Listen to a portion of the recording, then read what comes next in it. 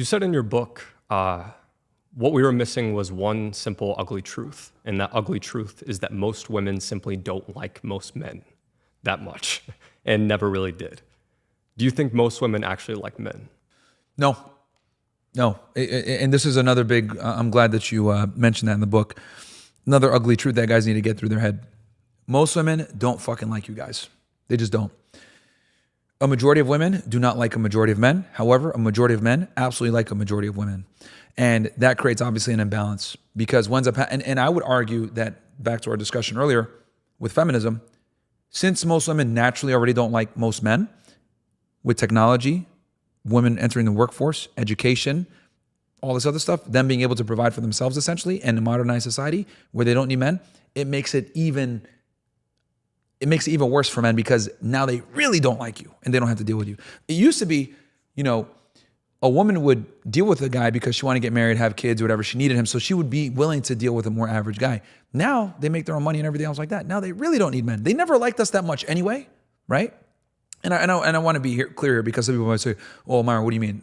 I am being a bit hyperbolic, but what I'm saying is this. It's not that they necessarily hate you guys, but it's you guys are invisible to them, right? Girl walks into a CVS, right? Sees the, picks up her shit, whatever it may be, goes to the clerk, pays, some guy there. She's not going to remember that fucking guy. Matter of fact, she's not going to remember 90% of the men that walk by her on the street. The guy's gawking at her, the guy's walking by her. She might recognize me. She might pay attention to maybe only one or two guys that she actually found attractive. Men, we're on the other hand, we go into a CVS, some chicks there. We're looking at her. We're looking at the fucking grandma in the back. We're looking at the fucking other bitch. We're looking at the woman over here, blah, blah, blah. Like, we are looking at all women like they're all visible to us, right? Women don't operate like that. Like a majority of men are virtually invisible to them. So since guys are invisible to them, most girls don't find most men attractive. And this is, again, in today's day and age, with the internet, social media, job market, feminism, all this shit, guys have to be even more cognizant of that. You are virtually invisible to a majority of women if you're an average guy, especially. I'm not necessarily going to agree with that, but I think a good test of it is go to a restaurant with a girl and ask her after you guys are done eating how many guys were in the room, and the answer will be lower than how many guys you saw in the room. Absolutely. Most of them are invisible. And then I would argue the more attractive you are as a man, the more invisible other men are if she has a guy. Does that make sense? So like if she knows she's with the best guy that she can get, and you're reaffirming that to her every single day where you're the leader, you're dominant, every time you walk where other women are staring at you, other people come up to you and say, oh man, great work, whatever it may be, or you have that social proof. The higher your status is, the more she likes you, the more other men are invisible. But then the less she likes you or the more she starts to get leverage in a relationship, the more guys are visible to her. It's weird to call it debating, but after having conversations with 4,000 plus women, you don't think their ideologies are shifting at all to more traditional values? Because that's something I've noticed being in the dating market is, like, I'm in Los Angeles, and from 2020 to 2025, I would say it's been a slight shift to me meeting more women that have traditional values. Yeah, like I think more women are kind of like cognizant of it because this type of content has been more popular, but I just don't see it going back, and I'll tell you why. Because even these women, by the way, that are like, I'm a trad con, whatever, they're still sluts. They're just like trying to make money. Like they're still showing their tits, these MAGA whores, like they're still 304s. But they understand that, conservative content for women like tends to do fairly well because like most women lean left and are whores. So it's like if you're a conservative and you like try to preach it, you might get a male audience. The reason why I don't see it going back is simply this.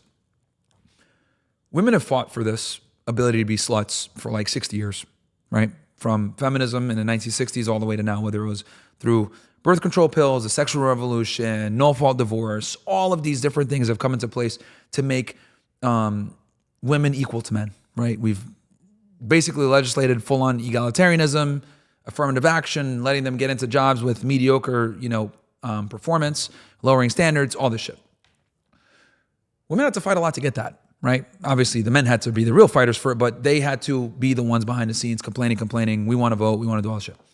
So I simply don't see them conceding any of the territory that they've taken in this pursuit of equality. Now, I think it's very important for men to understand that women will fight for things that they don't even care about. I'll explain what I mean. When I go on college campuses, one of the things I like to say all the time is we need to repeal the 19th Amendment. I don't think women should have the right to vote. And the reason why is because women tend to be single issue voters. They typically vote for who's going to let me be a bigger slut and kill babies, right? That's like typically their main voting point, right? Since they're single issue voters and they don't have skin in the game where they don't have to join the selective service like me or you, I'm like, they shouldn't have the right to vote. When I say this, women get angry. And then I'll ask her, okay, who did you vote for? Oh, I don't vote. Do you follow politics? No. Why do you care? Well, because we want to have the right to be able to do it. So women don't really want to do the things that they're fighting for. They don't really want to go to war. They don't really want to plan to, compete with men. They don't really want to enter the workforce. They don't really want to do any of this shit. They just want to be able to reserve the right to do it and to feel like they're equal, even when they are inferior. So, that's another one of my takes is I think men are superior to women in almost every metric that actually matters. Women really, realistically speaking, they're not better than men at anything. Having babies. Yeah, but they need a man for that. True. And now these trans guys are starting to beat them in that even. I'm just kidding. But yeah, the reality is men are better than women at everything, really, that matters of consequence. So it's not that women want to do these things because they want to do it or fight for these rights because they want those rights. They fight for those rights so that they can have them, just to have them. So that's the big thing. So to bring this all back full circle, because you're saying are we going to go back? The reason why I'm so confident that we're not going to go back, despite some women waking up here and there, is because for them to go back, they're going to have to regress and give up some of those rights that they wanted. And we know even women that don't utilize those rights will fight for those rights for some other bimbo to not use them. Because they're not naturally tribal and protective like men, more solipsistic views. And since they're communitarian, they need strength in numbers. So even if she doesn't, we call it the female Unbearable, the sisterhood. They will align with each other even if it doesn't make sense. I'll give you an example, right? So, matter of fact, can I get that hoodie real quick? That whole facts one while I do this? This is going to be funny. Throw it to me. Okay. So, as you know Jack Doherty, right? Yeah. His girlfriend, she went and did an interview, right? During the interview, she talked about how she aborted a baby, right? And how she aborted it because he was a abusive boyfriend and, he wasn't really a good partner and he would have been a really bad upbringing for the baby and everything else like that, right? So basically what she did was she blamed him for everything, right? I killed the baby because of him. And this speaks to greater volumes about a big problem with modern day women where they're not held accountable for their actions. As far as I'm concerned, in the Western world, you can't kill a baby without a woman doing it. Men have zero reproductive rights. Women have all the rights. And even when they make executive decisions on their own, they still have the fucking gall to blame men because we never hold them accountable. Now, this is where the sister Unbearable comes in. During the course of that interview, us rationally sounding people might listen to it and be like, this bitch is stupid. You're literally trying to blame him for killing the baby. Dude, you're the one that killed the baby. But the person that was interviewing her, what did she do? Instead of saying, well, it's kind of your fault because, you have all the reproductive rights. What does she do? She hugs her, consoles her. It's not your fault. Reinforces that bad fucking behavior, right? And this is what women do. They'll align with each other. They'll reinforce each other and they'll stand by each other even when they're in the fucking wrong. And I think guys need to understand this. This is their nature. This is how it is. And this is why it's so important that you need to be able to stand for something and be able to correct that stupidity because they don't hold each other accountable. They're almost never accountable in anything that they do because in society it's considered taboo or misogynistic or hate speech to hold women accountable for their bad decisions. But that's an example of what I mean. Even the most deplorable of female that tries to make an excuse and blame it on a guy that had no fucking say in the matter for killing a fucking baby, instead of the interviewer holding her accountable saying, yo, it's kind of your fault. You're the one that made that decision. She hugs her and says, it's okay. It's his fault. It's a really interesting perspective that because women are maybe more utilitarianistic in their relationships, that they won't kind of correct each other when they're doing something bad. So it creates this hyperloop over time of them being rewarded for bad behavior because they want to continue being rewarded for their bad behavior. And I'll tell you why. So a woman's kryptonite is shame. That is their fucking kryptonite. If you look at feminism, the foundation of feminism in of itself was to destroy the institution of shame. Shame has been the main kryptonite for female fuckery since the beginning of human society. If you're a slut, shame. You cheat on your husband, shame. You don't have a child, shame. You don't have a family, shame. You divorce your husband, shame. And that's what's kept women in line. Obviously, the shame might have come from different institutions. Maybe it was religion. Maybe it was the family. Maybe it was the society. Maybe it was friends.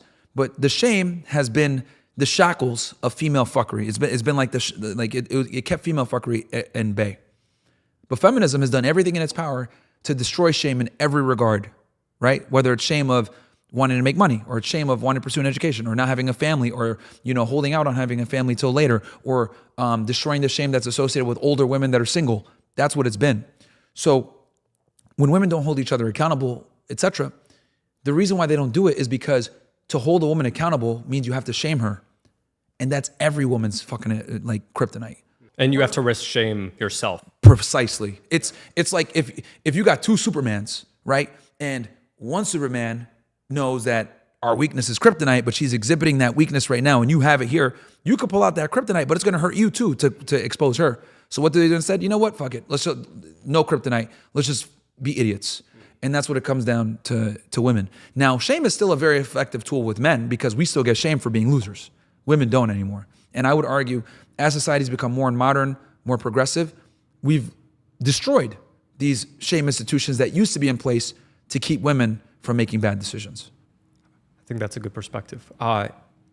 In the past year, it feels like your focus has shifted from talking about dating to predominantly talking about systems, corruption, and control, or speaking about it more. If you trace all of it back, where do you think the breakdown of truth, feminism, and traditional gender roles really began? The 1960s was the beginning of the end because you got free love, drug use, feminism, birth control, no-fault divorces, women entering the workforce and education. That was kind of like the beginning, and it always started. And I always say, like, the problems of progressivism, like the thing, everything that destroys a society, like when it comes to liberalism, all these other things that come in that fuck things up, it always gets spearheaded by feminism first. Feminism comes, it's like the big fucking Trojan horse is feminism, but in there is the LGBT, the leftist propaganda, the equality, the egalitarianism, all the shit that, the victimhood of minorities. Feminism is the spearhead for all that bullshit to come in. Mass immigration, all these things that like destroy a society, it comes in under the Trojan horse of feminism. Because since women are also human beings and we want to have sex with them, guys like simps and like, yeah, let's give them birth control so we can all fuck. Yeah, let's like take away the shame from sex so they'll all fuck. They're too stupid to realize when you give women 100% autonomy, when it comes to these things, they pick the top 10% guys. Right? Dudes thought it was going to be free love for everybody. No, it only became free love for the top fucking dudes. Because when you live with a woman to her own devices, she gets the guys that she picks the bad boys. She picks the guys that, arouse her or whatever. This is why arranged marriages were a thing for so long, because arranged marriages used to be your brother, your father, your uncle, someone who wasn't trying to fuck you, came in to get you the best partner that they can so that you would be taken care of long term. They don't care about a bad boy. They don't care about him being funny or charismatic. Does he make money? Is he a good, dutiful husband? Will he take care of you? The answer is yes. Cool. You're going to marry him. Because they know if this guy doesn't take care of her, I got to fucking foot the bill. So they were really good at screening out the good guy that's going to be a good husband. But we destroyed that institution with no-fault divorce, the emergence of feminism, the explosion of single motherhood. We destroyed that institution. And then we gave women all these rights, and look at where we are now. Divorce rates are high, marriage rates are plummeting, more single mother households, degeneracy all over the place, rampant crime, right? Mass immigration now because the birth rates are down. So feminism has led to the destruction of the country in so many different ways that people just don't kind of link it back.